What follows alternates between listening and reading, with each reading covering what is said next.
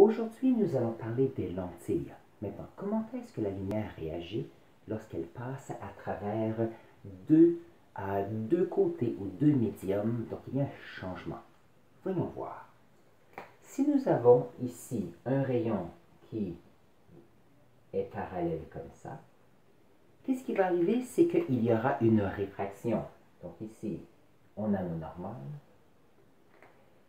Nous avons ici de l'air, du verre et de l'air. Même chose ici, nous avons des lentilles de verre. Donc, qu'est-ce qui va arriver? C'est que, puisque nous allons dans un médium dans lequel la lumière va ralentir, cette lumière se rapproche de la normale, comme cela. Et ça nous donne deux nouveaux points de référence qui sont deux autres normales ici. Alors, nos rayons sont transférés comme ça. Et puisqu'on passe du verre à l'air, celui-ci va s'éloigner de la normale cette fois-ci. Et donc, s'éloigner de la normale.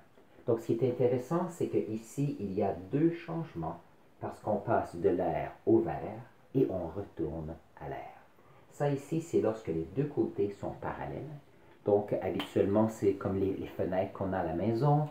L'information qui nous vient de l'extérieur est la même que l'on voit à l'intérieur. Comme ça, on peut voir les paysages, on peut voir ce qui se passe.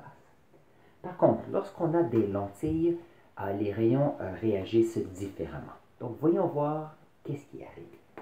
Nous avons donc les mêmes types de rayons que nous avions tout à l'heure. Donc, je l'ai fait avec un angle. Lorsque les rayons arrivent sur notre lentille, donc ici, on a notre surface, et donc la normale qui est ici ne seront pas parallèles. Ici, nous avons notre nouveau plan, nous avons une normale comme ça et une normale comme ça. Et ça fait une différence lorsqu'on va faire notre réfraction. Alors, faisons un petit peu plus loin, comme ça et comme ça. Alors, lorsque la lumière passe de l'air et va aller dans le verre, qu'est-ce qui va arriver? C'est qu'on a une lumière qui va ralentir et cette lumière qui ralentit va se rapprocher de notre normale. Donc ici, comme cela, et se rapproche de la normale comme cela. Donc il y a ici deux changements de direction. Maintenant, on arrive de l'autre côté, on a un nouveau plan ici, un nouveau plan là, avec deux nouvelles normales. Et qu'est-ce qui arrive? C'est que lorsqu'on passe du verre et on va à l'air, nous avons ici une lumière qui va aller dans un médium, il va aller plus rapidement. Donc, le rayon va s'éloigner de la normale. Alors, qu'est-ce qui va arriver? C'est que ici, ça va s'éloigner et ici, ça va s'éloigner. Et donc, ce qui est intéressant, c'est qu'on va se retrouver avec un rayon qui va intersecter de l'autre côté à un point précis. Donc, ça ici, on appelle ces types de lentilles des lentilles convergentes. Des lentilles convergentes. Et ici, c'est un type de lentille spécifique. On va appeler ces lentilles biconvexes. Donc, son surface convexe, comme cela. Biconvexe. Alors, que se passe-t-il maintenant si on se retrouve avec une lentille comme ça, qu'on appelle une lentille divergente? Alors, une lentille divergente. Alors ici, le mot de vocabulaire est important. Ici, on a des côtés qui sont vers l'intérieur, donc on a ici une lentille biconcave. Ce qui est intéressant, c'est que les lentilles peuvent avoir une multitude de formes, et ça veut dire qu'on peut adapter nos besoins avec la lentille que l'on veut. Alors ici, qu'est-ce qu'on a? Nous avons ici un rayon qui passe de l'air et il va aller à travers le verre. Ça veut dire que nous avons un rayon qui va ralentir. Si on ralentit, ça veut dire qu'on se rapproche de la normale. Donc ici, on va se rapprocher de la normale, comme cela. Maintenant, lorsqu'on arrive de l'autre côté, on a un nouveau plan qui est comme ceci avec une nouvelle normale. un plan qui est comme ceci avec une nouvelle normale. Alors ici, qu'est-ce qui arrive? C'est qu'on a un rayon qui, ici, va passer du vert à l'air. Ça veut dire qu'il y aura notre rayon va s'éloigner de la normale. Donc ici, alors ici, c'est pas, on va voir si on peut arranger ça ici. Donc ici, nous avons notre rayon qui est comme ça. Et nous avons ici notre normale. Alors ici, qu'est-ce qui arrive? C'est que le rayon qui est comme ça va être éloigné de notre normale parce que notre rayon va aller plus rapidement dans l'air. Alors ici, nous avions deux rayons qui étaient parallèles et maintenant vont à des distances opposées. Maintenant, je rappelle, ceci sont des approximations, mais c'est pour montrer que une lentille convergente, les rayons parallèles ici vont se concentrer à un point, tandis que ici, des rayons parallèles, s'ils passent à travers une lentille qui est divergente, les rayons vont se distancer. Alors, ceci, j'espère, va expliquer la différence entre les différents types de lentilles. Merci. Alors, si nous avons une lentille comme cela, regardons, si on pense à une lentille comme ceci, ça veut dire que ici, j'ai un centre de courbure. Rappelons-nous les miroirs que nous avons vus précédemment, et il y a une vidéo que j'ai faite il y a quelques jours sur cela. Si nous avons un centre de courbure, nous savons qu'il y a un foyer qui est ici aussi. Maintenant, on a le même principe de l'autre côté. Si je mets un point ici et je suis comme ça, nous avons ici notre centre de courbure. Notre centre de courbure est ici. Et nous avons un foyer qui est entre les deux. Alors, maintenant, ce qui est intéressant, c'est qu'ici, on se retrouve avec une lentille. Et la lentille a deux centres de courbure et donc deux foyers. Et souvent, on va leur donner des petits nombres pour identifier ce qu'ils sont. Maintenant, si nous regardons la réflexion maintenant, prenons un crayon rouge. Nous savons que si nous avons un rayon qui passe ici, qui est le long de l'axe optique, donc on a encore ici la même information que nous avions avec les miroirs. Nous avons un rayon qui continue tout droit.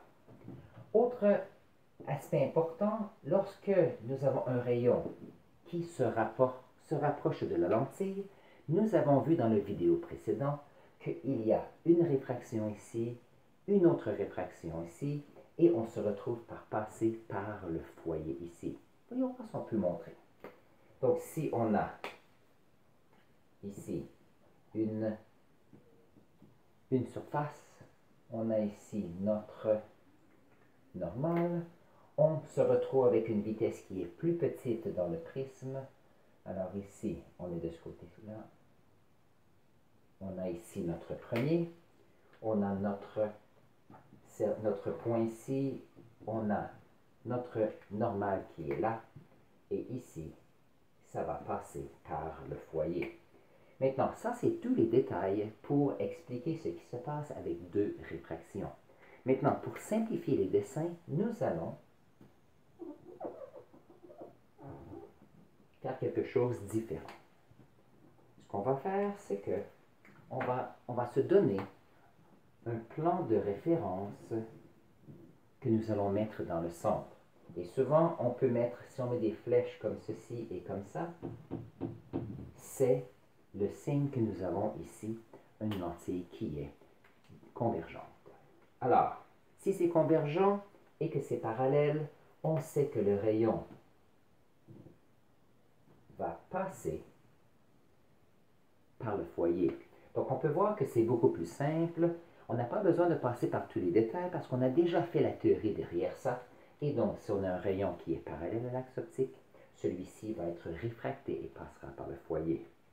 Ça veut dire que tout rayon qui est parallèle à l'axe optique passera par le foyer comme ceci. Si nous en avons un qui est parallèle mais au-dessous de l'axe optique, celui-ci va passer aussi par le foyer. Donc ça, c'est intéressant parce que nous avons ici de l'information qui est parallèle à l'axe optique et va se concentrer à un point. Ça ici, ça fonctionne bien pour une loupe. Vous savez, lorsqu'on a une loupe, on essaie de regarder de près. On a un petit objet. L'information du petit objet est à grande part, va dans la lentille et nous, ça nous permet de voir un objet plus petit qui sera plus grand de l'autre côté. Maintenant, autre point intéressant, si nous avons des rayons qui sont près des bouts, ceci cause certains problèmes. Donc, le meilleur d'une lentille est toujours dans le centre. Si on est trop loin, qu'est-ce qui arrive? C'est que la lumière finit par se diviser. Et on appelle ça de l'aberration chromatique. Donc, aberration chromatique. Alors ici, qu'est-ce qu'il y a? C'est que si on regarde les lumières, la lumière, alors prenons le crayon rouge,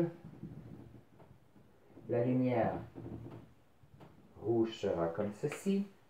Nous avons la lumière bleue comme ceci. Et nous avons la lumière verte comme ceci. Donc l'aberration chromatique, c'est lorsqu'il y a une lumière et que la lumière ne finit par se diviser de l'autre côté. Donc dans le centre, on a de la lumière qui change de direction, passe par le foyer, c'est facile. Les bouts, c'est toujours plus difficile et c'est pour ça que, et vous pouvez faire l'expérience, et je n'ai pas ce qu'il faut ici présentement, mais lorsqu'on se retrouve au bout ici, on a de la difficulté à avoir tout le rayon blanc ici et on se retrouve avec des couleurs divisées, un peu comme les couleurs de l'arc-en-ciel. Très bien. Maintenant, nous allons faire un autre graphique pour tracer les images lorsqu'on a une lentille qui est convergente. Donnez-moi un instant, je fais un autre dessin. Alors, voyons voir, qu'arrive-t-il lorsqu'on a un objet d'un côté d'une lentille et on veut savoir où se retrouve l'image. Donc ici, comme pour les miroirs, on aime bien avoir 3 rayons pour voir ce qui se passe. Alors, voyons voir. Si nous avons un rayon qui est parallèle à l'axe optique, ce rayon va être réfracté et passera par le foyer. Maintenant, si nous avons, prenons une autre couleur, si nous avons un rayon, donc mettons une direction, un rayon qui passe par le foyer, celui-ci sera réfracté de l'autre côté. Donc lorsque nous avions des miroirs ici et qu'on avait un rayon qui était parallèle, ce rayon était réfléchi par le foyer. Puisque nous avons une lentille et que la lumière passe à travers de la lentille, nous avons donc le rayon qui va de l'autre côté. Nous avons un rayon qui passe par le foyer et sera parallèle de l'autre côté. De la même façon que lorsqu'on avait un miroir, un rayon qui passait par le foyer était réfléchi parallèle. Maintenant, puisque la lumière passe à travers, nous avons un rayon qui va continuer comme ça. Un troisième rayon maintenant. Un troisième rayon qui est facile à faire, c'est que si nous avons un rayon qui passe par le centre ici, celui-ci continuera dans la même direction. Alors, nous avons ici 3 rayons et voyons voir. On a ici une intersection de 3 rayons. Nous avons un objet ici avec une distance de l'objet et une hauteur de l'objet. De l'autre côté, on a aussi un point d'intersection. Et le point d'intersection est ici. De ce côté-ci, nous avons une image, comme cela. Nous avons une distance de l'image, une hauteur de l'image aussi. On peut voir qu'ici, on a un objet qui est droit, une image qui est inversée ici. Et ce qui est intéressant, c'est qu'on a ici une image qui sera réelle. Parce qu'on pourrait avoir un écran et on pourrait voir cet objet ici. Donc, comment est-ce qu'on fait des dessins pour trouver l'image de l'autre côté? C'est facile. On fait nos 3 rayons. Parallèle à l'axe optique et réfracté par le foyer. nous avons qui passe dans le centre de la lentille et continue tout droit. Et si on a un rayon qui passe par le foyer, il sera réfracté parallèle à l'axe optique. Et on cherche les points d'intersection. Maintenant, nous allons faire quelques calculs dans un certain temps, mais regardez. Distance de l'objet, hauteur de l'objet, distance de l'image, hauteur de l'image, et on a des distances pour le foyer. Alors, si vous y réfléchissez, vous allez voir qu'on peut utiliser les équations qu'on a utilisées avec les miroirs pour trouver les informations manquantes. Alors, dans un instant, je vais voir si je peux faire la même chose avec une lentille qui est divergente. Je reviens. Nous avons maintenant des lentilles divergentes. Voyons voir qu'est-ce qui arrive si nous avons un objet ici et on veut savoir où se retrouve l'image. Alors, voyons voir. Nous avons ici notre lentille qui est divergente. On a ici notre ligne de référence et ça, c'est les symboles pour les lentilles qui sont divergentes. Voyons voir. Nous avons, prenons des rayons. Si on a un rayon qui est parallèle ici à l'axe optique, il y aura une diffraction. Donc le rayon ne passe pas par ce foyer, mais ici, le rayon sera divergent vers le haut, comme ceci. Alors ça peut changer, ça change. L'autre point intéressant, c'est que si on a, voyons voir, si on a un rayon qui passe par le centre ici, celui-ci va continuer. Donc ça, c'est le deuxième rayon. Le troisième rayon, si on a un rayon qui passe par le foyer, celui-ci va être réfracté de façon parallèle à l'axe optique. Donc, voyons voir si j'ai mes directions, comme ci, comme ça, ainsi que comme ceci. Maintenant, la question est, où se trouve notre image? Si on regarde ici, il n'y a aucun rayon qui se concentre. Par contre, si je regarde, voyons voir ici, si je suis pour regarder les extensions de l'autre côté, j'ai ici une intersection de 3 points, comme nous avions l'intersection de 3 points ici. Ah, ça c'est intéressant.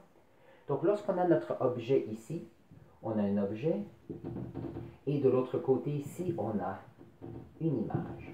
Mais ce qui est intéressant ici, c'est que l'image est du même côté que l'objet. Alors ça ici, ce qui est intéressant, c'est qu'on se retrouve avec une image qu'on appelle virtuelle. Elle est virtuelle parce qu'on ne peut pas vraiment mettre un écran sur une image qui est du même côté que notre objet, sachant que la lumière traverse le milieu qui permet à la lumière de passer. Alors ça, c'est un peu une différence avec tout à l'heure où nous avions une image qui était réelle. Alors ça ici, c'est le dessin. C'est assez simple. Ici, bien sûr, distance de l'objet et distance de l'image, hauteur de l'objet, hauteur de l'image. Sur ce, passe une excellente soirée. Au revoir.